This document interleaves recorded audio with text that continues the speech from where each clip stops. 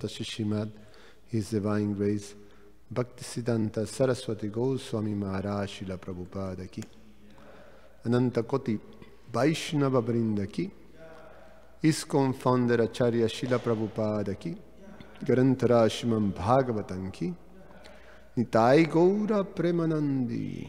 Oh, glories to the assembled devotees. Oh, glories to the assembled devotees. Oh, glories to the assembled devotees. Oh, glories to Shishi Guru and Shigauranga. Om Namo Bhagavate Vasudevaya. Om Namo Bhagavate Vasudevaya. Om Namo Bhagavate Vasudevaya. We're reading from Srimad Bhagavatam, Canto 9, entitled Liberation, Chapter 18, entitled King Yayati Regains His Youth, text 20 and 21.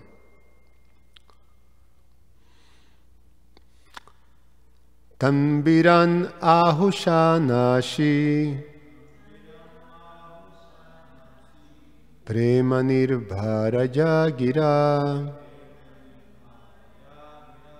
Rajanstvaja grihito me Panipara puranjaya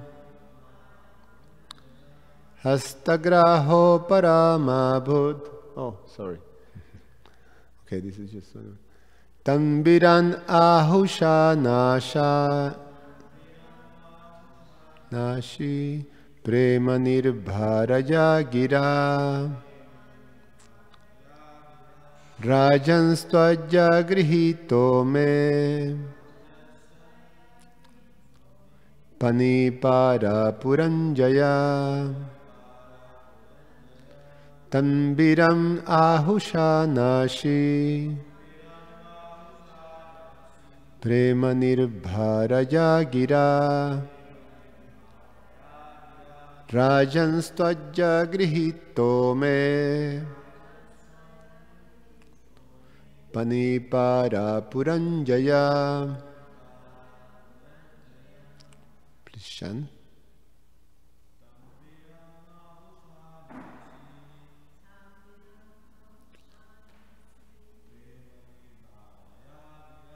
Premanir bharaya gira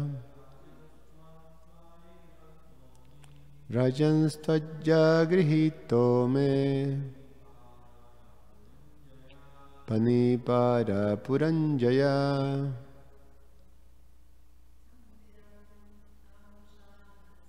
Tanbiran ahaushanashi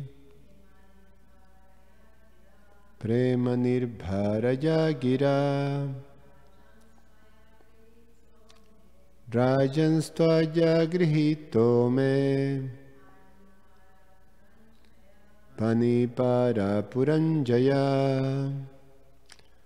Hastagraho paramabhut grihita jastvajihime Esha isho krito vira Sambandho nauna paurasha. Tam, unto him, Viram Yayati, Aha, said, Aushunashi, the daughter of Ushana Kavi, Shukracharya, Premanir saturated with love and kindness, Gira, by such words, Rajam, O king, Tvaya, by you, Grihitaha, accepted, Me, my, Panihi, Han, Parapuranjaya, the conqueror of the kingdoms or of others. Hastagraha, he who accepted my hand. Aparaha, another. Ma, may not, but become. Grihitayaha, accepted. Tvaya, by you. He, indeed. Me, of me. Esaha, this. Ishakritaha, arranged by providence. Vira, O great hero. Sambandha, relationship. Now, our. Na, not. Paurushaha, anything man-made. Translation and purport by His Divine Grace A.C. Bhaktivedanta Swami Srila Prabhupada Ki. With words saturated with love and affection, Devayani said to King Yayati, O great hero, O king, conqueror of the cities of your enemies, by accepting my hand, you have accepted me as your married wife. Let me not be touched by others, for our relation as husband and wife has been made possible by providence, not by any human being. Purport. While taking Devayani out of the well, King Yayati must certainly have appreciated her youthful beauty, and therefore he may have asked her which caste she belonged to. Thus Devayani would have immediately replied, we are already married because you have accepted my hand. Uniting the hands of the bride and the bridegroom is a system perpetually existing in all societies. Therefore, as soon as Yayati accepted Devayani's hand, they could be regarded as married. Because Devayani was enamored with the hero Yayati, she requested him not to change his mind and let another come to marry her. Om Agyana Timirandasya Jananjana Shalakaya Chakshur Ummilitam Yena Tasmai Sri Gurube Namaha Namo Om Vishnu Padaya Krishna Pasya Bhutale Srimate Romapada Swami Namo Om Vishnu Padaya Krishna Pasya Bhutale Srimate Bhaktivedanta Swamin Iti Namine Namaste Saraswate Deve Gauravani Pracharine Nirveshesha Shunyavadi Pashatyade Satarine Vancha Kalpa Taruvyasha Kripa Sindhu Vyaevacha Patitanam Pavanebhyo Vaishnavebhyo Namo Namaha.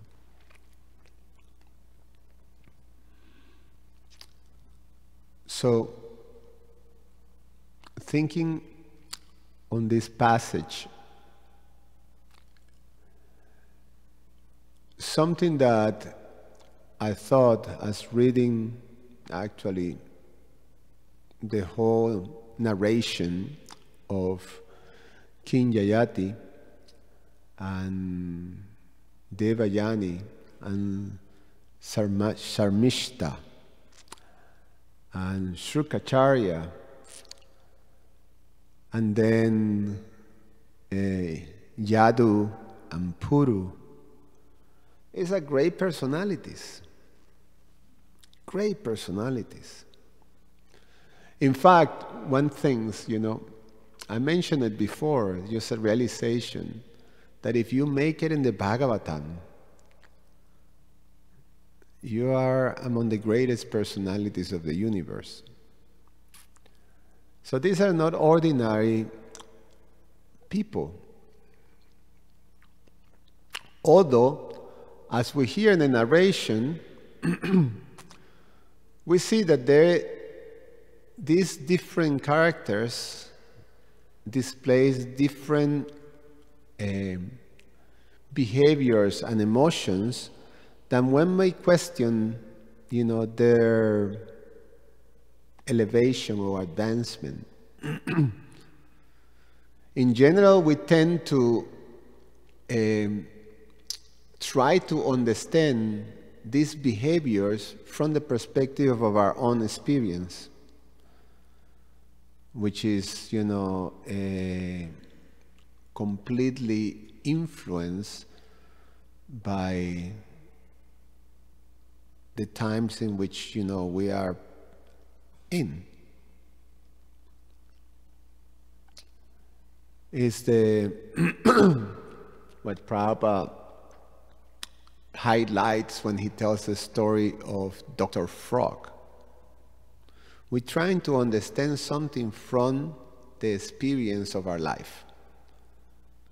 So when we see the displays of Devayani, of pride, and almost disregard and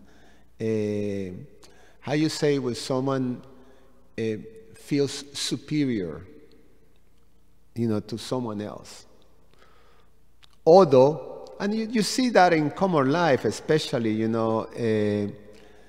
people that their so-called piety and the so-called generosity always has some material motivation or personal motivation that makes the whole thing not very deep and profound.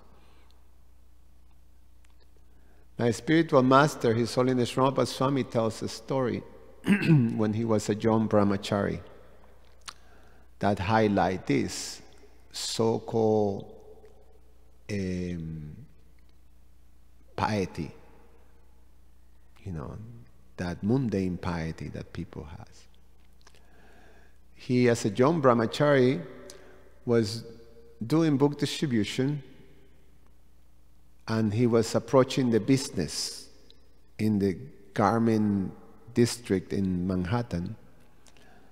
And he came into this storefront, and, bright, young brahmachari, shaved head, saffron clothes, with his bags of books. So he come into this store, and the store owner was, a person that immediately responded very positively to him. But the way he did was like, I want to show you something. It's nice that you come. Come with me. So he took His Holiness Ramapad Swami, at that time Ramapad Brahmachari. He took him into this office room of this man. And he showed him, look, he's showing a wall full of pictures with him doing all kinds of charity work. Like this was in Africa, we were, feeding these children, and this was in such place, and we're doing all this type of pious work, helping others. And this is some recognition that I have. So the man was displaying more or less how good he is to this young priest or monk. And my Guru Maharaj says, as a young person, that he just innocently mentioned to the man, that is very nice. However, what are you doing for the soul? What are you doing for the soul of these persons? And the man, what do you mean? He immediately became, the whole goodness, friendliness, positively became into this. Are you questioning me? Are you dare to question me? What do you mean? So anyway, it came out. It came out the real person, which is actually, although I'm doing something for someone, I'm actually doing it for me, to make me feel good, to make me feel that I am important or that I'm, magnanimous, etc., etc. So we tend to see these qualities like this. So Devayani, she's displaying this quality of, superiority. She is the daughter of the spiritual master of the demons. And she, as the daughter of the priest, or a brahmana, she was in a superior position in terms of etiquette to the daughters of the kings. So Sarmishta was the daughter of a king who was the disciple of Sukracharya. And they were friends. As friends, you are in an equal footing, friends. So, and there was a relationship as friends.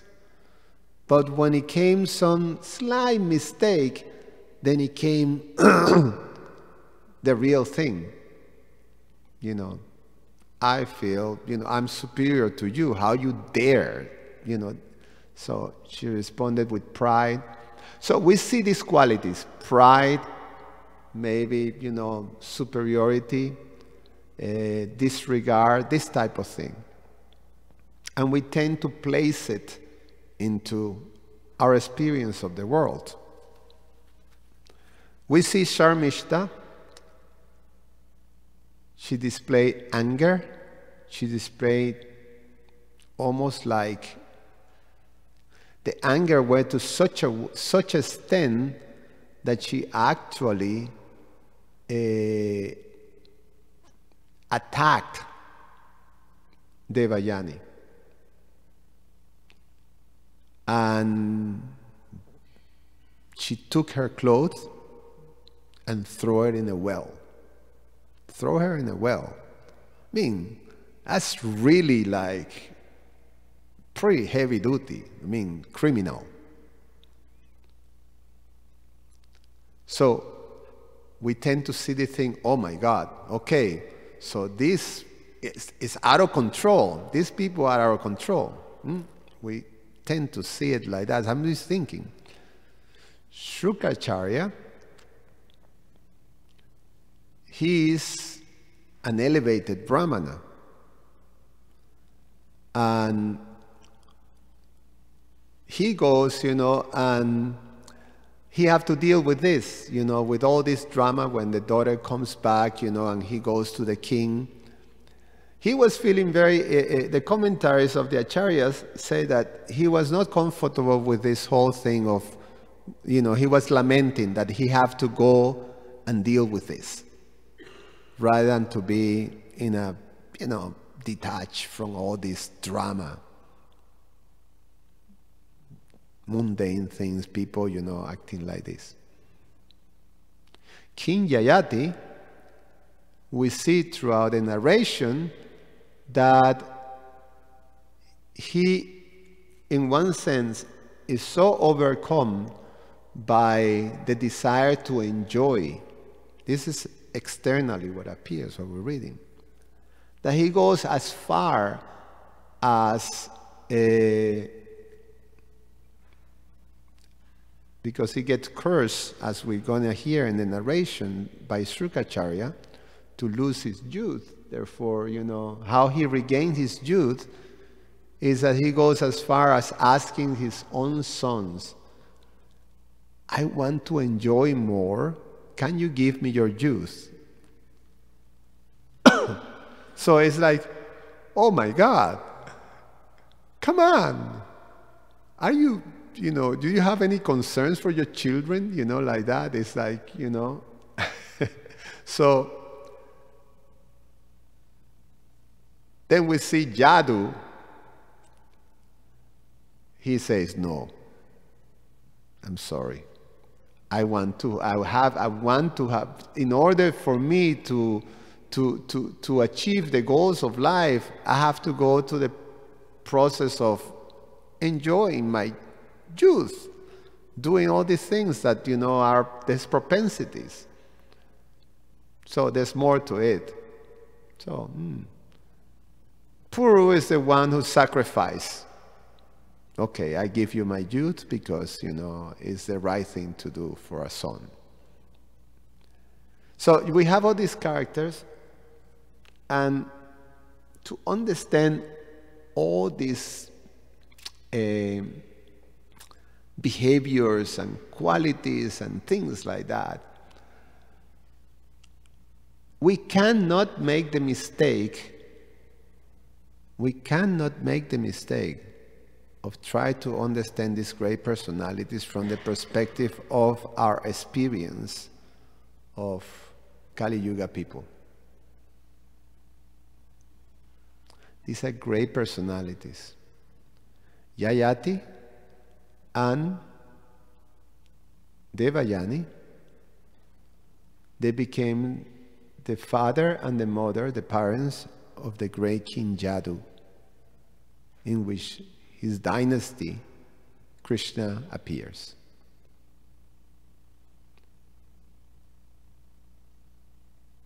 Sharmishta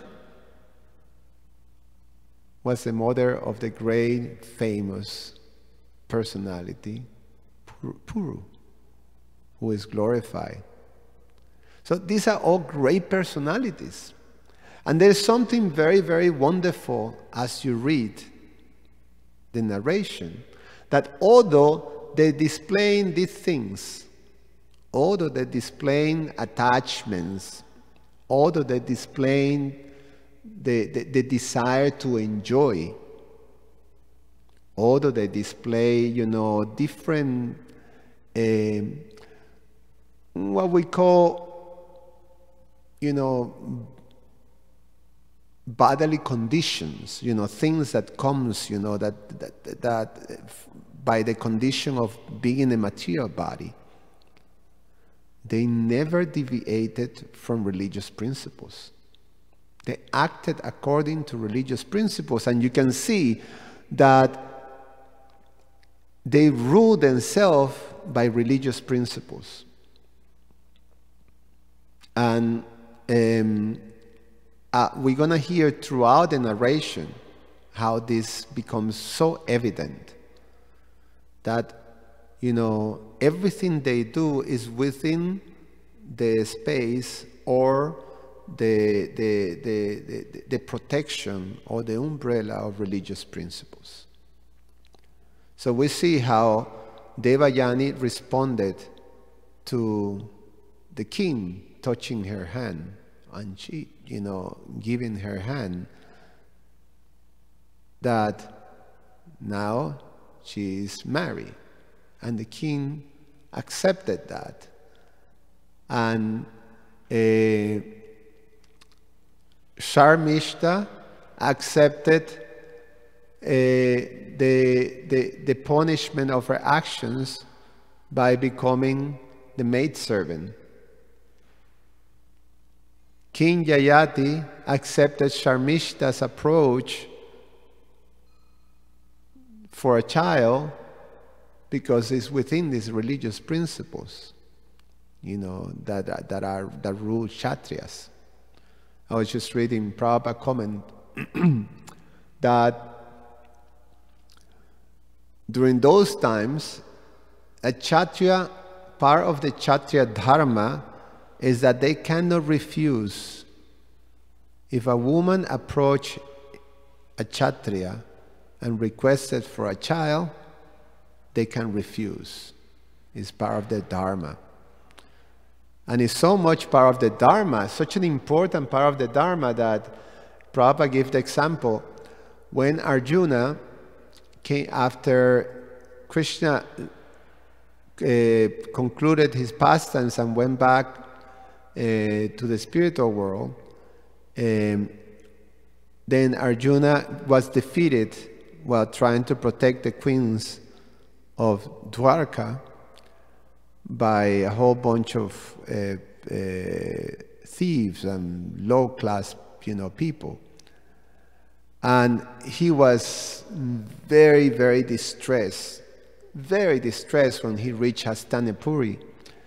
And Maharaj Yudhisthira, when he saw Arjuna's condition, Arjuna's sort of appearance, he said, "What is happening to you? What terrible calamity happened to you? Did you refuse a woman that asked you for a child?" That was the first question. So, all the things that we're going to hear to the narration are within the principles of religion. So they never deviated. And the fact that you can appreciate is that these are narrations in, previous ages in which the Vedic culture was, the system, the social system of the world, and how the Vedic culture supports a progressive, a spiritual progressive society in which consciousness becomes elevated. The purpose of this social system, Varnashram, is to understand the ultimate goal of life. To understand one's, or to revive one's eternal position as a spirit soul in an eternal relationship with the personality of Godhead, Krishna. So, everything supports that. And it's such a wonderful system that it takes into consideration the consciousness of conditioned souls. You can change a conditioned soul just by, giving a lecture, philosophical explanation. You're not the body. You're a spirit soul. You're an eternal servant of Krishna. Snap out of it and get into your position, eternal position. It doesn't work like that. There have to be a process of purification. And within the process of purification, there have to be a regulated arrangement for the propensity of a living entity that is conditioned by the bodily concept of life.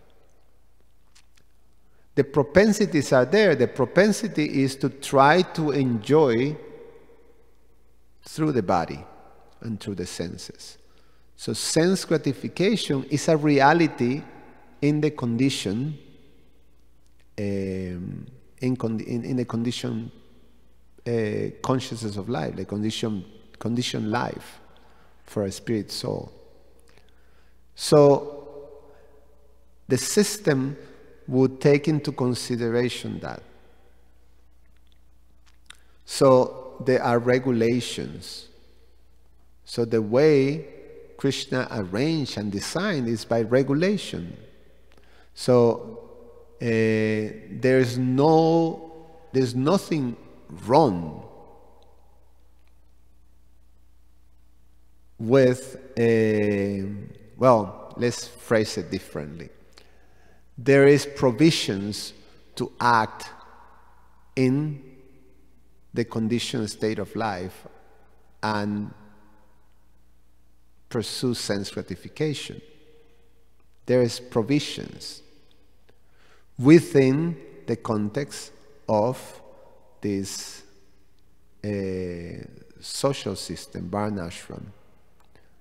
And when we do it like that, because it's regulated and it goes along with other things that are theirs, then one becomes elevated. So we're going to hear to the narration of King Yayati that although he engaged for for a lifetime in sense gratification, he had a very clear understanding of what the goal was. The next chapter is how he obtained liberation, and he gave back the youth to his own Puru. So they got the picture. They got the full picture. In the Vedic system, it is explained that there is 4 Purusharthas. Purusharthas means, aims of life. And they go together. And it's part of the big picture.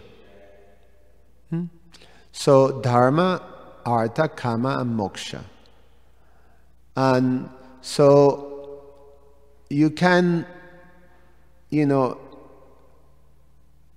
create a society eliminating some of these Purusharthas, which is what modern society is doing. You first have no conception of moksha, and then also take away dharma out of the whole thing, and you're left with artha and kama. Sense gratification and economic development. So that is the aims of modern society. So so there's a way of doing all these things. It's a way of having sense gratification within religious principles. And Krishna says that, Dharma viruddha bhutteshu kamosmi bharata shabda. I am kama. Krishna says kama, sex life. Or kama sometimes is translated as lust, or the desire to gratify oneself. Krishna says, as long as this is dharma viruddha, that is according to the religious principles, I am that. I am that type of action. So there is prescription. How is translated nowadays? Prabhupada gives us that process. Prabhupada arranged he made the arrangement for this modern world. Well, Prabhupada representing, the disciplic succession, because it's there. He gave us the 4 regulated principles. By the 4 regulated principles, we can live, we can actually engage in different activities, including sex life, including some form of sense gratification. We eat, we like, we dance, we do these things. We associate with each other. Today we're going, the devotees have some gatherings and things like that, and there's happiness, there's enjoyment, there's some, there's family happiness, your children, your things, these things are there. And obviously, it is explained that if you want to go back home, back to God, you have to give up these things. But it's not supposed to be like this. You have to go to the process. And that's the whole teachings of the Bhagavad Gita. That's Krishna's presentation. He says, as long as we have material desires, as long as we have attachments, renunciation is not the path.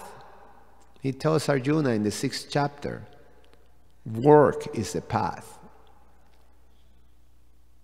So we learn to actually follow a process in which we go through a life.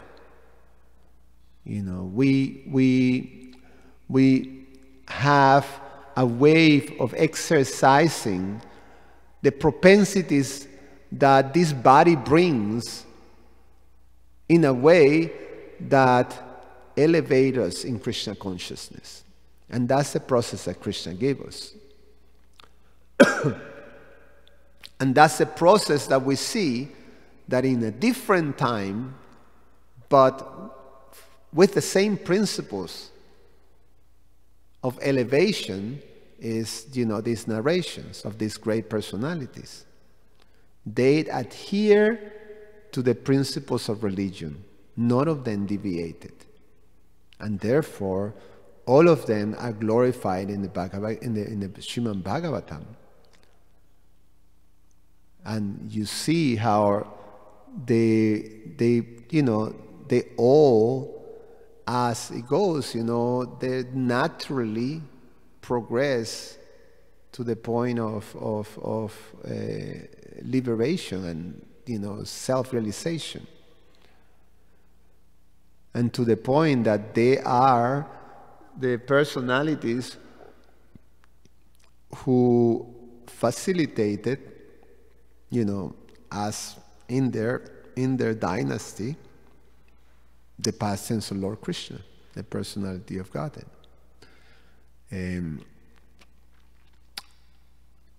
Queen Kunti glorified in her prayers to Krishna. He says that he appears, he glorified eternally the dynasty of Yadu, because he appears in the dynasty of Yadu. So now the Yadavas, the dynasty of Yadu is eternally glorified.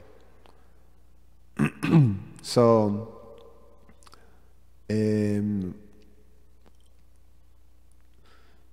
the important thing is that something that we can take from this is that we have to live our lives according to religious principles and follow the system that is there given by Krishna and Krishna's representative for a progressive life in Krishna consciousness. We have to have the goal clear, and the goal is to become Krishna conscious, which Lord Chaitanya calls as the fifth Purushartha. That the fifth Purushartha is Prema Bhakti. That's the ultimate goal, and that's the message of the Bhagavatam. This Savai Punsam Paro Dharma. The supreme Dharma is like that. Is love, Yato Bhakti Radokshaye, is devotion to the personality of Godhead.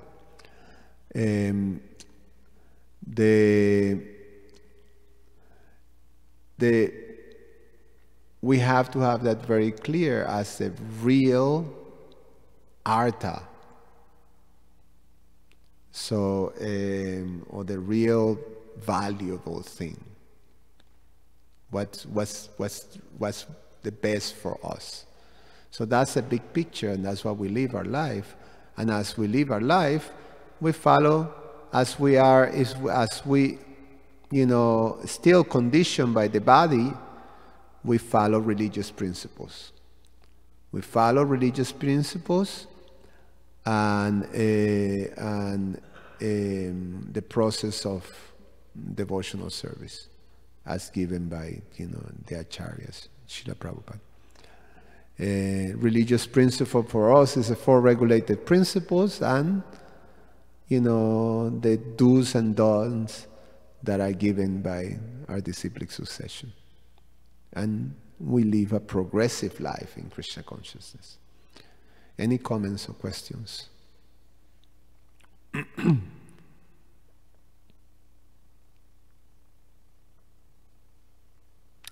Yes, Prabhu. Yeah.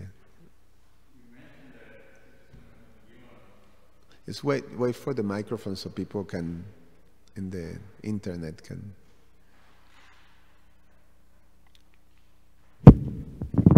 Thank you, Prabhu. Thank you, Prabhuji. Very nice. You mentioned the system has been given, the varnashram ashrams, varna and ashrams. But the conditioned souls, normally he's got a lot of tendency for sense gratifications. So when he can understand that this life is very important, and then the goal is moksha, and if he's wasting his time in sense gratifications, then he has to come back again. So when he can understand that he is wasting his time. Yeah, I think in my limited understanding, the system is complete, and we cannot be selective. You know, okay, I do this part, but I leave that one out. You know, it's a complete system that Krishna provides. You know, is what the Ishupanishad calls, you know, the Ishavasya, that whole, you know, that perfect system. And the system itself requires to have a spiritual master, you know, who is guiding. We have, you know, there's no holes in it.